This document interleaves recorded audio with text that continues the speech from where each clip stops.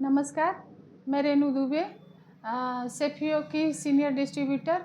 आज मैं सेफियो के एक नए प्रोडक्ट के बारे में आप लोगों को बताना चाहती हूँ। ये है अडुल्सा। अडुल्सा मतलब एक ऐसा शब्द है और एक ऐसा मतलब हर्ब्स है कि जो कि 300 साल से ऋषि मुनि भी इसको यूज करते आए हैं। ये हमारे मतलब खांसी में काम आता है। सूखी खांसी हो, गीली खांसी हो, गले में किसी प्रकार का इन्फेक्शन हो, सूजन हो, सबको ठीक करता है।